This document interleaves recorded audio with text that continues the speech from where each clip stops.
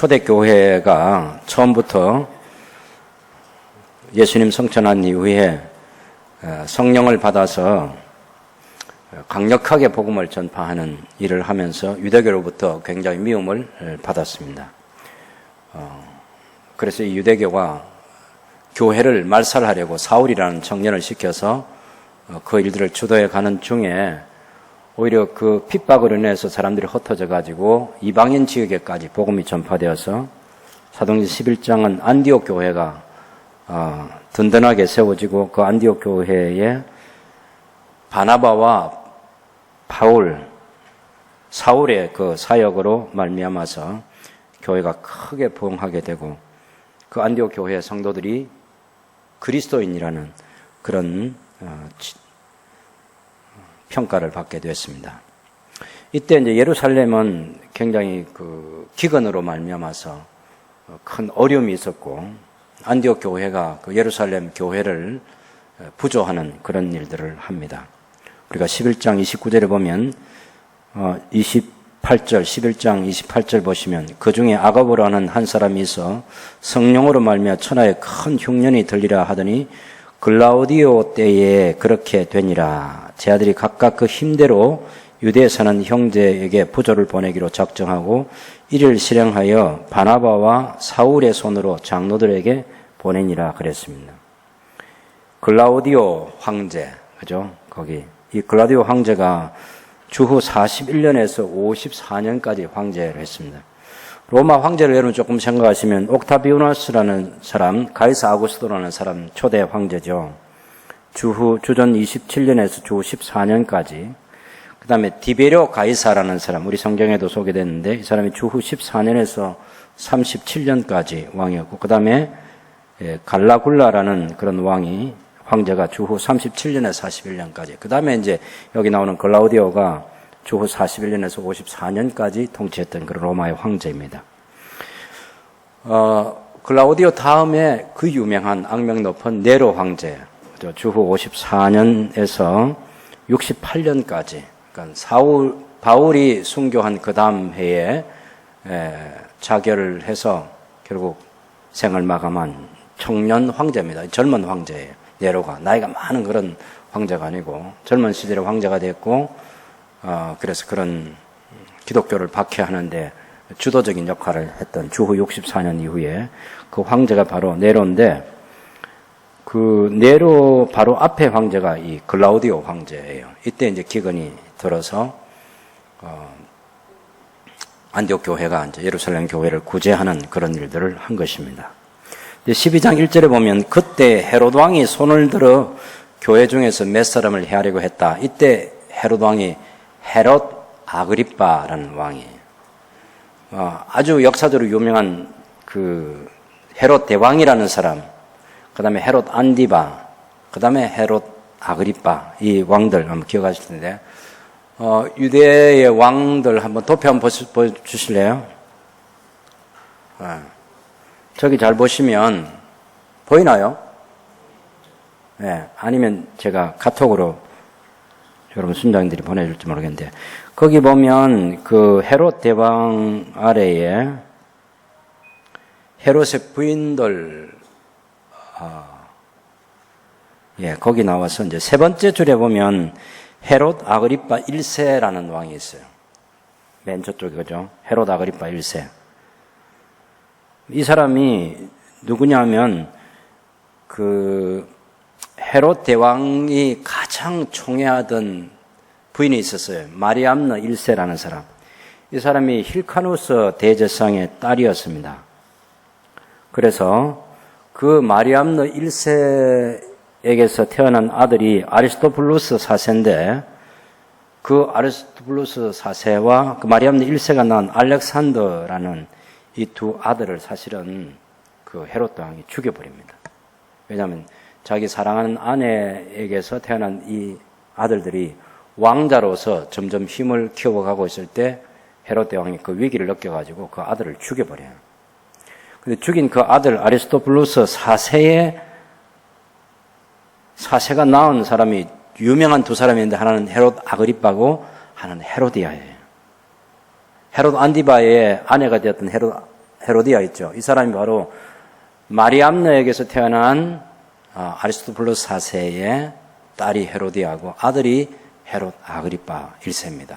요 헤롯 아그리파 1세가 바로 요 헤롯 안디바의 뒤를 이어가지고 여기 사도행전 12장에 등장하는 이 헤롯이라는 이 왕이 바로 그 왕이에요. 그 전에는 한번 역사를 생각해 보시면 헤롯 대왕이 유대를 통치할 때 전체 유대 왕국 전체를 통치했잖아요. 그러다가 헤롯 대왕이 죽고 나서는 왕국을 나누어 가지고 빌립이라든지 또 아켈라오라든지 헤롯 안디바라든지 이런 지역들을 나누어서 분봉왕으로 통치를 했습니다. 분봉왕으로. 그러다가 이 헤롯 아그리파 1세 때 다시 이 전체 유대 전체를 통일한 그런 왕이 됐습니다. 그 왕이 되었을 때 당연히 자기의 족보는 유대인이 아니고 에돔 족속이잖아요. 유대인들의 환심을 사는 일들을 해야 되겠죠. 자기 할아버지가 했던 일이 뭡니까? 헤롯 성전, 헤롯 대성전을 지어주는 거잖아요. 그런 어마어마한 성전을 지어주면서 유대인들의 환심을 샀고, 지금은 그때와는 전혀 다른 양상입니다. 왜냐하면 자기 할아버지 때는 이 로마 제국이 다스리고 있는 것에 대해서 굉장히 불쾌감을 느끼고 있는 유대인들이었어요. 헬라 제국 마지막에서 이제 로마로 이렇게 나라가 넘겨지면서 하스모니안 왕조 때, 그 하스모니안 왕조 때에 이제 서로 권력 암투가 있어가지고 로마 나라에 넘겨집니다. 그게 헤롯 대왕의 아버지가 유대를 로마에 넘겨주는 거예요. 그리고 헤롯이 왕이 됩니다. 그 헤롯이 왕이 되었을 때 유대인들의 환심을 사기 위해서 유대인들의 마음속에 굉장히 큰 불만이 있는데, 주후 여러분 주전 바벨론에서 제 1차로 귀환했던 귀환단들이 건축한 성전이 있잖아요. 스룹바벨 성전이라고 하는. 예, 긴 역사가 지나오면서 그 성전이 아주 초라하게 됐죠. 원래 지을 때부터 작은 성전이었어요. 그것에 대한 늘 마음 아픈 생각을 가지고 있는 유대인들의 환심을 사기 위해서 아주 규모가 어마어마한 큰 성전을 건축해 주는 거예요. 그것이 헤롯 대왕이 한 일입니다. 유대인들의 환심을 살 수 있는 걸 알고 있는 거죠. 지금은 그때와 전혀 다른 헤롯 아그리파 1세 때는 어떤 상황에 놓여 있냐면, 로마 제국이 기독교를 박해하지 않고 헤롯 안디바가 예수님을 죽이는 그 일에 그때 그 왕이잖아요. 예수님 신문했던 사람이 헤롯 안디바입니다. 그때 예수님을 죽였어요. 그런데 예수님이 사흘에 부활하셔가지고 승천하시고 성령을 보내주시고 복음이 강력하게 전파되면서 유대인들뿐만 아니라 이방인들, 그 유대인들의 제사장들까지 허단 제사장들이 교회로 돌아오고 예수 믿는 사람들이 생겨나는 거죠. 그렇게 해서 유대교회에서 이탈하는 사람들이 점점 많아지니까 이 기독교를 박해하기 시작하는 것입니다. 사도들을 잡아다가 가두기도 하고 매질도 하고 협박도 하고, 어떻게 해도 이 기독교가 점점 더 왕성하게 복음이 전파되어서 예수 믿는 사람들이 많아지고, 그러니 유대교에서는 이 기독교를 가만히 내버려 둘 수가 없는 거예요. 사내들인 공의회를 소집해서 예수님을 죽였던 사내들인 공의회가 다시 모여가지고 기독교를 박해할 전략들을 세우고 해보는데 안 돼요. 그러니 이 유대교가 기독교를 얼마나 싫어하는지 알고 있는데, 그것을 새롭게 통일 이스라엘의 다스리는 왕이 된, 물론 로마 제국의 황제 허락 안에서 다스리는 그런 속국이긴 하지만 그래도 왕권을 가지게 된 이 아그리파 1세가 유대인들의 환심을 사기 위해서 교회의 우두머리를 죽이는 겁니다. 그 중에 하나가 사도 요한의 형제인 야고보를 죽여버려요. 야고보를 죽이니까 얼마나 유대인들이 좋아하는지. 그래서 또다시 이 야고보 정도를 죽여도 이 정도 되는데 이 친구들의 수장이 되는 베드로를 죽여야 되겠구나 해서 베드로를 가두게 되고, 교회는 그 상황을 지켜보면서 야, 교회가 어떻게 될 건가 큰 위기를 느끼는 거죠. 그런 위기감 속에서 교회가 했던 일들은 간절히 기도했다 이렇게 말합니다. 교회가 수세에 몰리고 교회가 어려워질 때 교회가 선택한 무기는 기도였습니다. 간절한 기도. 교회가 간절히 기도할 때 하나님께서는 베드로를 극적으로 탈출시키는 거죠. 천사를 파송합니다. 야고보가 칼로 목베임을 당할 때 천사를 보내주지 않았어요. 예수님이 십자가에 달릴 때도 천사를 보내주지 않았어요. 그냥 십자가에 매달려 돌아가시게 하는 거예요. 그게 하나님 뜻이에요. 하나님께서 야고보는 데려가시고 베드로는 살려주시는 거예요. 그게 하나님 주권이에요. 우린 몰라요. 다만 교회가 하는 일은 그 당시에 교회가 큰 위기감을 느낄 때 교회가 간절히 기도했다는 것이고 그 기도를 하나님 들으시고 교회를 위해서 베드로를 석방시켰는데 주님의 천사를 보내가지고 주님의 사자를 보내서 석방시켜주는 것입니다. 그리고 어떻게 합니까? 베드로가 이제 풀려났어요. 그리고 로데 집에 교회가 모여서 기도하고 있는 그곳에 가니까 로데라는 여자아이가 나와서 베드로가 석방됐다는 사실을 알려줍니다.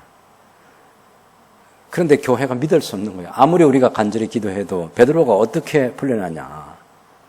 새 창세를 어떻게 그 문을 열고 나올 수 있냐. 불가능한 일이다. 네가 잘못 봤다 그런 얘기를 하는 거죠. 그래서 거기 15절에 보면 그들이 말하되 네가 미쳤다 이렇게 얘기했어요. 여자아이가 힘써 말하되 참말이라 그러니까 그러면 그의 천사라 하네. 교회가 간절히 기도하면서도 그 기도의 응답을 안 믿는 거예요. 이런 일들은 실제로 많아요. 비가 온다는 뉴스를 하면 비 오지 않기를 간절히 기도해요. 그리고 갈 때 우산 들고 가는 거예요. 네. 작은 일 같지만 실제로 그런 일들이 많이 있어요. 기도하고 안 믿는 거예요. 기도한 대로 됐는데 안 믿어요. 어쨌든 기도하는 사람들의 믿음의 상태가 어떻든 하나님께서는 일단 그 기도를 들으시고 그 간절한 기도에 대한 응답으로 베드로를 살려주는 거죠. 이유가 있죠. 베드로를 통해서 아직 하나님께서 하실 일이 있는 거예요. 그게 하나님의 섭리고 그것이 하나님의 뜻입니다. 그렇게 해서 베드로가 가서 교회 성도들을 안심시키고 또 부탁하고 자기는 다른 곳으로 이동해 갑니다. 17절에 보면 베드로가 그들에게 손짓하여 조용하게 하고 주께서 자기를 이끌어 옥에서 나오게 하던 일을 말하고 또 야고보의 형제들에게 이 말을 전하라 하고 떠나 다른 곳으로 가니라. 날이 새었을 때 군인들이 베드로가 어떻게 되었는지 알지 못하고 적지 않게 소동이 났어요. 어떻게 그 감옥을 탈출합니까? 그 자체가 불가능한 거예요. 이건 설명이 안 되는 거예요. 그렇다고 감옥을 지키는 파수병들이 죽은 것도 아니고요. 그냥 베드로가 풀려난 거예요. 문을 열어주신 이도 주님이시고 주님이 사자들이 보내서 그 문 다 열고 다 탈출시키고 아무것도 해치지 않았어요. 그래서 헤롯이 그 사실을 알게 돼가지고 19절에 보면 헤롯이 그를 찾아보지 못하며 파수꾼들을 신문하고 죽이라. 애매한 파수꾼들이 죽었습니다. 그리고 헤롯은 유대를 떠나 왕궁에 있는 가이사라로 내려갔습니다. 거기 머물고 있어요. 그때 두로와 시돈 사람들과 이 헤롯 사이에 관계가 좋지 않았는데 그 관계를 개선하기 위해서 헤롯이 나를 택하여서 21절에 보면 왕복을 입고 단상에 앉아 백성에게 연설을 하는데 이게 뭔가 화해하기 위해서 백성들이 크게 부르짖되 이것은 신의 소리요 사람의 소리가 아니라 그럴 때 헤롯이 굉장히 기분이 좋았어요. 자기를 신으로 생각해 주니까. 그래서 헤롯 아그리파 1세가 그렇게 우쭐하고 있을 때 하나님께서 그를 쳐서 죽이신 것입니다. 하나님이 하셨어요. 당시에 교회가 데모를 해가지고 교회가 아그리파 2세를 일세를 죽인 게 아닙니다. 이것은 하나님이 하시는 거예요. 지금 우리 한국의 교회 가운데 일부가 많이 동참하고 그래서 이 정부를 무너뜨려야 된다. 그리고 제일 높은 자리에 앉아있는 사람을 끌어내려야 된다. 옛날 독일의 히틀러가 제2차 전쟁을 일으키고 그리고 세계를 위협하고 그럴 때 본 헤프라는 목사님이 그 미치광이를 끌어내리고 정상적인 사람이 해야 된다. 그것을 본따 가지고 그런 말들을 하는 사람이 생겨났죠. 그리고 많은 사람들이 지지도 해주고 그런가 하면 어떤 사람들은 너무나 황당한 얘기해서 당신 그 자리에서 내려오라. 그렇게 해가지고 그 말을 한 사람들은 또 무슨 좌판이 무슨 판이 해가지고 아주 공격하는 사람들이 생겨나고 여러분 교회가 하는 일이 뭡니까? 교회가 역사 속에서 예수님께서 빌라도에게 재판을 받으면서 내 나라는 여기 속한 것이 아니라 그랬습니다. 내 나라가 이 세상에 속한 것이면 내가 하늘의 군대를 동원할 수 있다. 그보다 더 앞서서 예수님께서 체포당하시는 그 겟세마네 동산에서 금과 몽치를 가지고 예수님을 잡으러 온 폭도들이죠. 사실 어찌 보면 죄 없으신 예수님을 밤중에 잡으러 왔는데 베드로가 한 일이 뭡니까? 칼을 빼가지고 대제사장의 종인 그 아랫사람 말고의 귀를 잘랐어요. 예수님께서 책망했습니다. 너 칼집에 칼 꽂아. 칼을 쓰면 칼로 망하는 거야. 아니 지금 예수님이 지금 힘이 없어서 잡혀주시는 게 아니잖아요. 베드로가 뭘 모릅니까? 하나님의 나라를 모르는 거예요. 예수님의 나라를 몰라요. 예수님께서 지금 당하시는 이 일을 모릅니다. 예고를 여러 번 했어요. 예수님이 잡히게 되는 거. 여러 번 예고를 했고 직접 내가 잡히게 되는 너희가 다 나를 버리고 도망갈 거다. 여기까지 얘기했어요. 베드로 너 3번 나를 모른다고 부인할 거야. 거기까지 얘기했어요. 얼마나 깊숙이 자세하게 말씀해 주셨는데도 베드로는 자기가 들고 있는 칼 가지고 이 위기를 한번 극복해 보겠다고 나선 것입니다. 예수님은 베드로 너 모른다. 너 하나님 나라 모르는구나. 너 하나님 뜻을 모른다. 난 몰라. 칼집에 꽂아.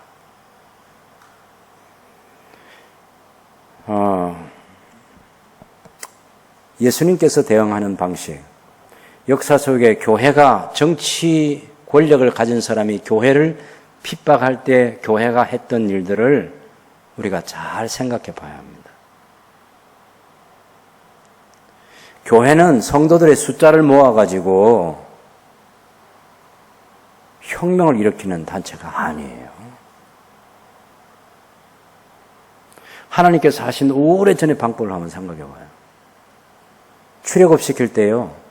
적어도 야곱의 후손들이 100몇십 년 동안은 투트모스 1세에게 큰 박해를 받았어요. 2세, 3세. 모세가 태어날 때부터 80년 동안 더 박해를 받았어요. 그런 속에서도 하나님께서 60만이나 되는 장정을 무장시킬 수도 있지 않습니까?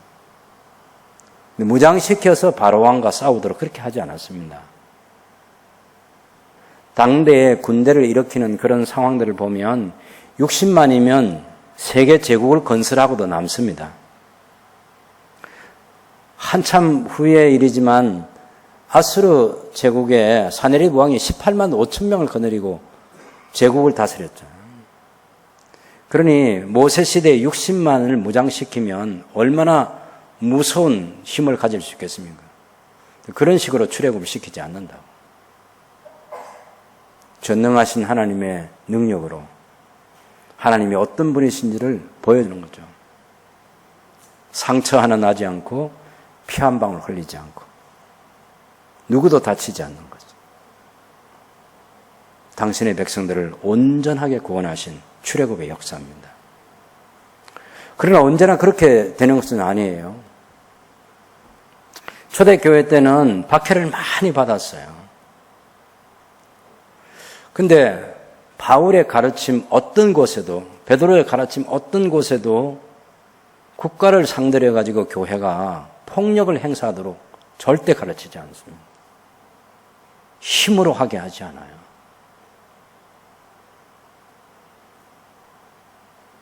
초대교회의 박해 속에서 교회가 망했습니까? 박해 속에서 교회는 계속 성장했습니다. 성령께서 교회 가운데 오셔서 교회 성도들로 하여금 기도하게 하고, 교회 성도들이 복음을 전하게 하고, 하나님의 나라를 전파하고, 예수 그리스도를 자랑하고, 구원의 복음을 전해서 하나님의 교회가 점점 왕성하게 되었다, 이렇게 얘기하는 거예요. 오늘 여기 12장 24절도 보면 하나님의 말씀이 흥왕하여 도하더라, 이렇게 말하고 있어요.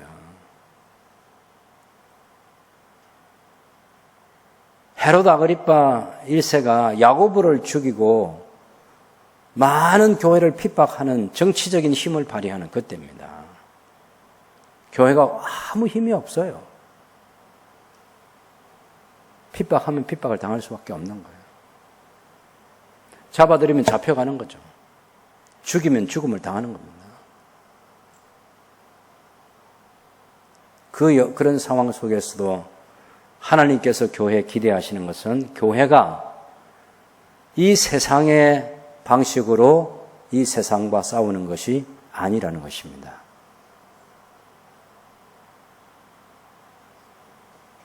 싸움이 무엇입니까? 우리가 지금 청와대하고 싸울 겁니까? 하늘에 있는 정사와 권세들과의 싸움입니다. 이 세상에 권력을 움직이고 있는 사탄과의 싸움이에요.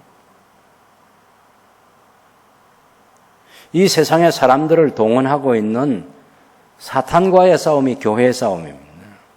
교회 싸움은 영적인 싸움이고 교회 싸움은 신령한 싸움이에요. 교회는 그래서 세상처럼 그렇게 무장봉기를 하지 않는 것입니다.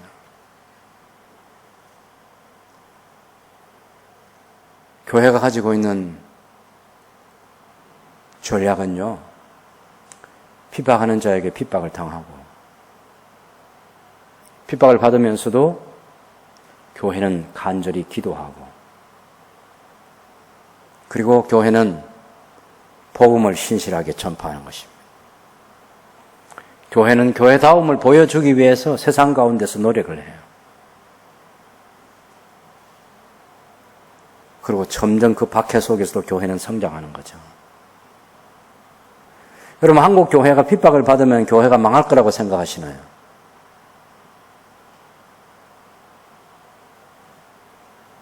어려워질 수도 일시적인 어려움은 있을 수 있다고 봅니다. 그러나 저는 절대로 그렇게 생각하지 않아요. 교회가 교회다워지고 교회가 거룩하게 되고, 세상을 통치하시는 하나님께서 교회 박해를 허락하셨나요? 예, 허락하셨습니다. 지금 사도행전에서 일어나고 있는 이 핍박은 하나님 허락하신 거예요.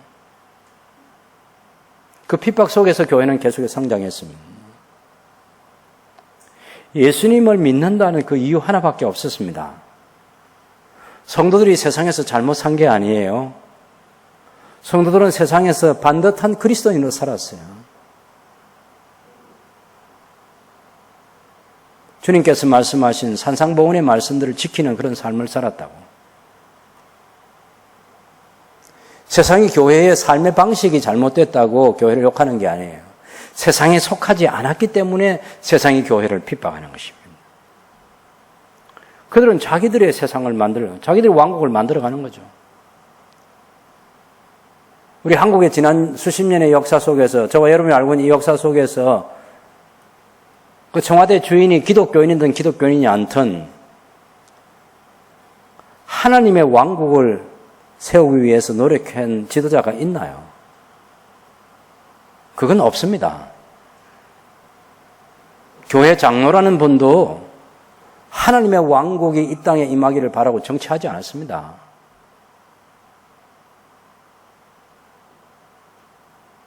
하물며 하나님 모르는 지도자이겠습니까? 그들은 계속해서 세상에서 세상 왕국을 세워가려는 것입니다. 우리가 기도하고 바라는 것은 하나님의 왕국이 이 땅에 임하는 거예요.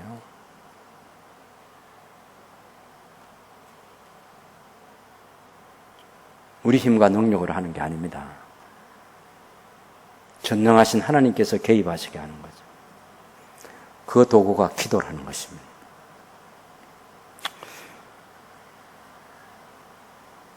제가 얼마나 많은 생각을 하고 얼마나 많은 위기를 느끼면 말씀 집회를 기도하는 시간을 가지면 좋겠다는 그런 결론을 내리겠습니까?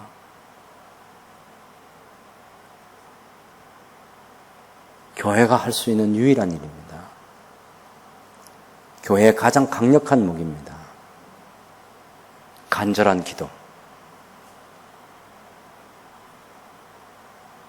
예수님께서 말씀하셨잖아요. 너희가 내 이름으로 구하면 내 아버지께서 시행하실 것이다. 내 이름으로 구하면 내가 시행하겠다. 주님의 약속이 있지 않습니까? 언제 그것을 기다립니까? 그런 응답을. 모르죠, 우리는. 하루아침에 될 수도 있고, 몇 년 안에 될 수도 있고, 몇십 년이 걸릴 수도 있고.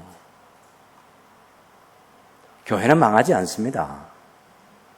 왜요? 교회를 세우신 이가 주님이시기 때문입니다. 교회의 머리가 예수님이시라고. 교회의 왕이신 분이 주님이시잖아요. 여러분, 사탄이 예수님을 십자가에 못 박았을 때 얼마나 좋아했겠습니까? 그것이 자기가 망하는 일인 줄 꿈에도 생각 못했죠. 귀신같이 안다지만 귀신도 모르는 일이 있다는 거예요. 네? 귀신의 왕 사탄도 모르는 일이 있다. 십자가에 못 박아놓고 쾌제라고 불렀겠지만 사흘에 살아나셨어요. 그렇게 해서 당신의 백성들을 불러 모으신 일들을 위해 보혜사 성령님을 보내주시고 교회 숫자를 점점 더 늘려가는 거예요. 성도들이 살아가는 가정과 사회 속에서 하나님의 나라가 임하게 하는 그 일을 계속하는 거죠. 기도하게 하는. 그래서 초대교회가 성장합니다.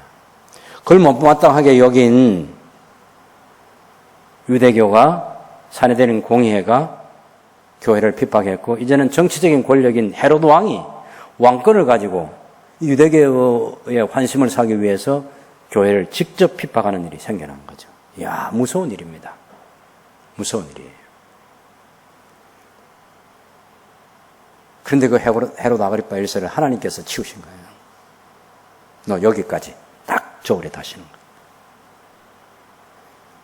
네가 통일 이스라엘 전 지역을 다스리는 네 할아버지 헤롯 대왕과 같은 생각을 가지고 있는데, 아니, 그렇게 될 수는 없지.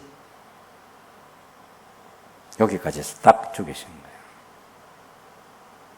세상의 모든 지도자들이 두려워해야 합니다. 성경을 통해서 하나님이 하신 일을 보고 겁내야죠. 야, 교회 성도들이 믿는 그 하나님이 역사를 이렇게 주재해 가시는구나. 세상에 똑똑한 통치자들이면 이집트가, 아수르가, 바벨론이, 페르시아가, 헬라가, 로마 제국이 어떻게 되는지를 알아야죠. 그 정도는 알고 지도자의 자리에 앉아야지.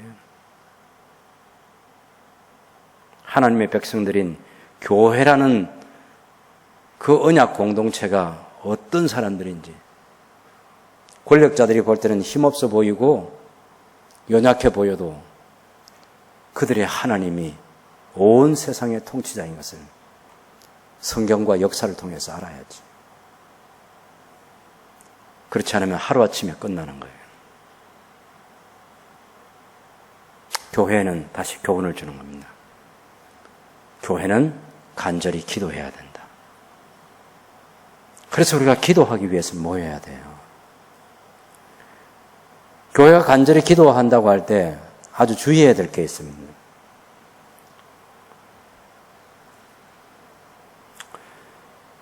교회에 특별 새벽 기도 40일, 다니엘 기도 21일, 금식 기도 성회, 또 1000번의 무슨 기도, 솔로몬의 1000번제죠. 그래가지고 1000일 동안 계속해서 교회에 매일 성도들이 나와가지고 헌금 내고, 감사헌금 내고, 기도하고, 그래서 1000원씩이라도 내고, 이렇게 해가지고 1000일을 채우게 만들고 하는 그런 거 있잖아요.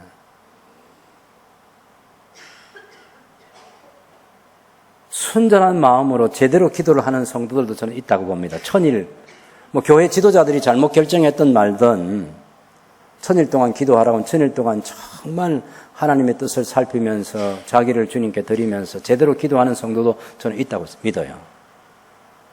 대부분은 잘못된 방향으로 교회 지도자들이 이끌고 가기 때문에 대부분 잘못된 기도를 할 수 있어요. 다니엘 21일 기도를 할 때 그걸 제대로 기도하는 성도들도 있지만 잘못된 기도를 할 수도 있고요. 예수님이 40일 금식했다니까 나도 40일 해야지 하고 뛰어든 사람들 가운데 많이 실패한 사람들이 있습니다. 초대교회가 다 모여서 간절히 기도했다니까 간절히 모여서 기도하자 해서 기도하는데 그 기도가 하나님께 드려질 수 없는 그런 기도회가 될 수 있어요. 미신적으로 기도할 수도 있다고. 자기 마음대로 시간 정하고 자기 마음대로 기도 제목 정하고 자기가 얻고 싶은 것을 얻으려고 하고 미신적인 기도를 할 수 있다는 거예요. 해서는 안 될 기도도 기도 제목 주니까 막 소리 지르면서 기도할 수 있다는 거예요.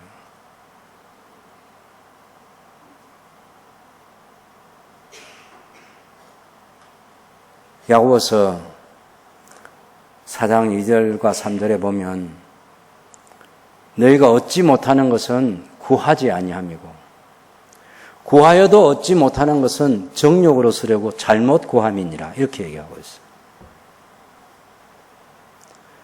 오늘 교회가 가장 큰 교회 질병이 있다고 하면 목사인 저부터 기도하지 않는 병이 가장 큰 질병입니다. 육체로 말하면 암보다 더 무서운 질병이 우리 영적으로 기도하지 않는 질병입니다. 이걸 회복하지 않는 목사와 이걸 회복하지 않는 장로님들과 이것을 회복하지 않는 권사님들과 집사님들이 교회를 경영한다고 하면 그건 하나님 앞에 잘못하고 있는 거예요. 부흥의 도구가 세상에 있지 않습니다. 우리가 우리 자신을 하나님께 항복시키는 기도에서부터 시작해야 합니다. 현실을 정확하게 바라보고 우리의 무능함, 이 사도행전 12장에 교회가 간절히 기도했던 것처럼 헤롯이 그 할아버지 헤롯 대왕처럼 이 헤롯 아그리파 1세가 이스라엘 전체를 다스리는 힘을 가졌어요. 헤롯 안디바가 다스리고 있을 때는 로마에 가서 거기서 성장했다고. 거기서 배운 그 사람이 그대로 와가지고 이 유대인들의 환심을 사서 지금 교회를 핍박하면서 자기가 어떻게 다스릴지 구상해가지고 힘을 쓰고 있을 때 하나님께서 교회에 주신 선물은 성도들의 마음 가운데 기도할 마음을 주신 거죠. 힘으로 능으로도 안 되는 현실 앞에서 교회는 간절히 하나님께 기도하더라. 눈물 나지 않나요, 여러분? 아무것도 할 수가 없어요. 교회는 간절히 기도하더라. 위에 계신 하나님께 매달리는 거죠. 눈에 보이지도 않고 손으로 만지지도 않는 그러나 살아 역사하시는 하나님께 교회는 간절히 기도했습니다. 그거 외에는 할 게 없어요. 머리띠 메고 나가는 게 아닙니다. 교회에 무슨 신앙의 자유를 달라. 여러분, 정치 권력을 가진 사람들이 신앙의 자유를 안 줍니다. 저 무서운 중국 보세요. 인도를 보라고. 네팔을 보라고. 세상에 속하지 않는 교회를 미워하는 사람들의 마음을 사기 위해서 교회를 핍박하는 거예요. 사탄의 하수인들입니다. 그들과 대항하는 것은 세상적인 무기가 아니고 신령한 무기인 우리의 싸움은 혈과 육에 속한 것이 아니고 하늘에 있는 정사와 권세들과의 싸움인 줄 알고 하나님 앞에 기도하는 거죠. 여러분, 이것이 해답입니다. 이것이 교회가 가지고 있는 무기예요. 저는 우리 학생 인권 조례를 반대하기 위해서, 그 다음에 경남 무슨 인권 조례인가 이거 반대하기 위해서 거기 글도 올리고 사람들 모으고 함께 모이고 같이 마음을 모으고 하는 그런 사람들의 생각과 말과 행동과 보면 눈물겨워요, 사실은.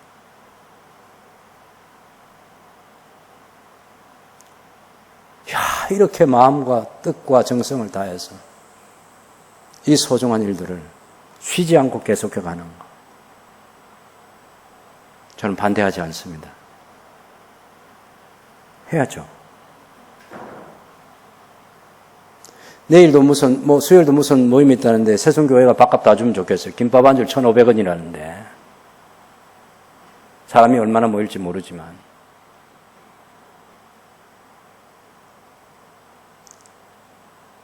우리가 청와대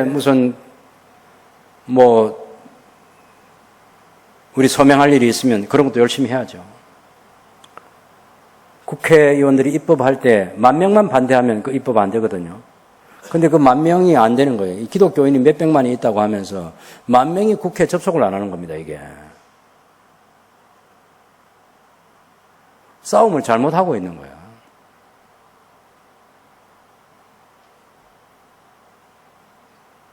그런 것도 해야죠.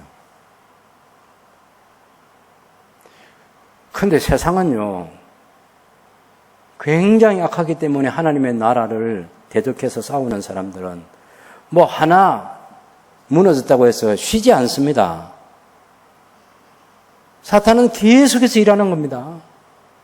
하나님의 나라를 대적하는 거예요. 그래서 쉬지 않고 그런 일들도 우리가 해야 되겠지만 그런 거 하면서 교회 우리가 함께 기도하는 것을 놓치면 안 돼요. 간절한 기도.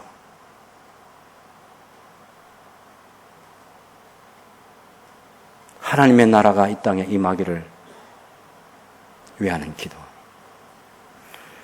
여러분, 교회가 간절히 기도할 때 잘못된 기도가 아닌 바른 기도 생활을 하려면 예수님께서 다 가르쳐 주셨고 예수님께서 다 모범 보이셨어요. 요한복음 17장에도 우리가 몇 주 전에 보았지만 예수님의 기도는 하나님의 영광을 위한 기도였어요. 예수님 당신의 영광을 위한 기도입니다.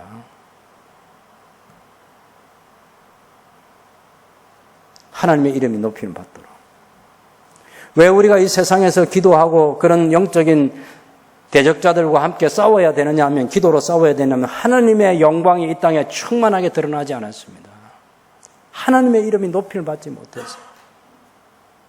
그것이 안타까워서 하나님께 무릎을 꿇어야 하고 그것 때문에 기도해야 하는 거예요.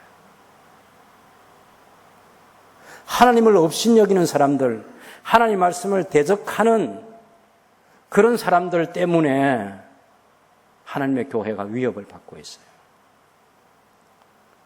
성경이 가르치는 바가 아닌 그런 세속주의에 물든 생각과 그것을 제도화해서 더 사람들을 타락시키기 위해서 노력하고 있는 악한 사탄의 역사가 전개되는 것을 보면서 하나님이 다스리시는 하나님의 왕국이 이 땅에 임하고 하나님의 이름이 높임받는 그런 일들이 일어나게 해달라고, 그것 때문에 교회가 간절히 기도해야 한다고.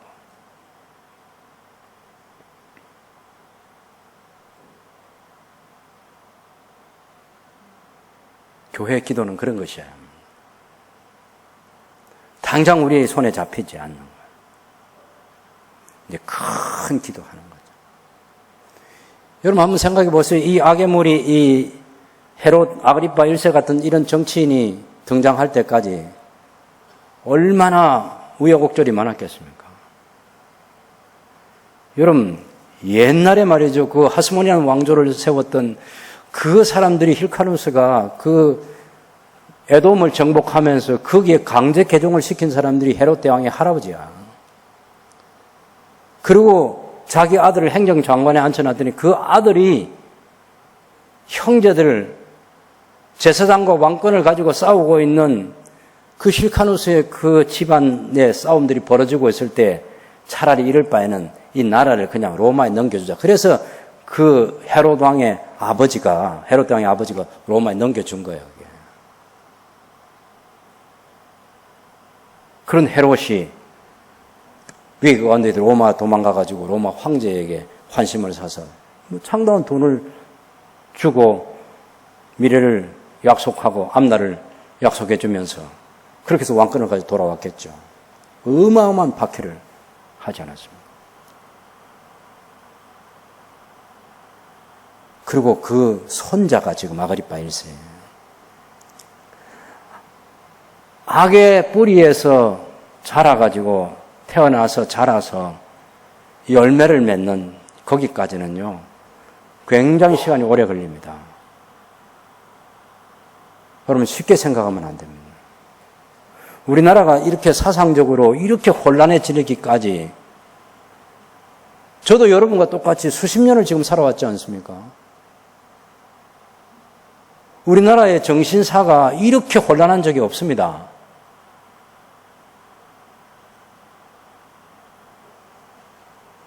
이렇게 불안하고 이렇게 사람들을 편하게 하지 못하는 이런 악한 일들을 계속해서 꿈꾸고 하는 이런 시대가 없었습니다. 적어도 권력을 가진 사람들은 그렇게 하지 않았어요. 지금은 권력을 가진 사람들이 그 일을 하려고 열심히 하고 있는 거죠. 우리 눈으로 보는 것이고 피부로 느끼는 것이고. 우리가 어떻게 싸웁니까? 간절히 기도해야죠. 그리고 하나님 나라 인재를 양성해야죠. 압니까? 하나님께서 언제 하나님의 사람들을 일으키셔서 우리 대한민국이 하나님이 다스리시는 그런 나라가 돼서 참된 평화와 기쁨과 행복이 있는 그런 나라로 만들어 주실지 우리 모르잖아요. 좋은 정치인 키우고 좋은 군인도 키우고 좋은 사상가도 키우고 좋은 교육가도 키우고 좋은 의술인도 키우고 좋은 상인들도 키우고. 여러분 이 세상에 상업이라는 이 활동을 통해서도 하나님의 방식의 상업 행위가 이루어지고 그것을 통해서도 하나님의 왕국이 임하고 하나님께 영광을 돌릴 수 있는 그런 일도 얼마든지 있을 수 있겠죠. 유통업이라든지 부동산 정책이라든지 성경적 가치가 실현되는 그런 것도 할 수 있을 거 아니에요. 여러분 이런 것들을 깊이 생각하고 마음으로 품고 함께 할 사람들을 만들고 지금의 권력을 가진 사람들이 하루아침에 만들어진 게 아닙니다. 이게 수십 년 동안 한국에서 만들어진 겁니다. 그 하나님의 나라를 대적하는 사람들도 그렇게 충분한 시간을 가지고 사람을 키우고 그 생각들을 모으고 역사의 무대에 딱 등장해서 그 꿈을 실현하려고 하는데 하나님의 나라가 이 땅에 임하기를 기도하는 성도들이 그 반대편의 꿈을 가지고 자기 자신뿐만 아니라 자기의 자녀들을 통해서 자란 믿음의 형제 자매들을 통해서 선한 일들이 무엇인지를 생각하고 사람을 키워야죠.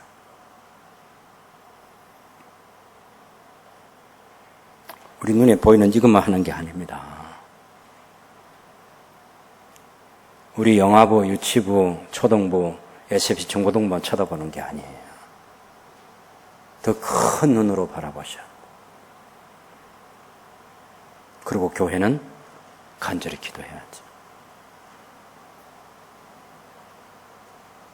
바울이 했던 것은 기도할 때는 전적으로 하나님의 손에 달린 줄 알고 기도하고, 눈을 뜨고 행동할 때는 자신의 말과 행동에 다 달린 줄 알고 열심히 했습니다. 그걸 다시 교회가 회복해야 하는 거죠. 제가 중간에 말씀드린 것처럼 오늘 이 시대에 교회가 해야 될 가장 중요한 일은 기도를 회복하는 것이다. 이번 집회가 그것의 첫 출발이 되기를 바라는 거예요.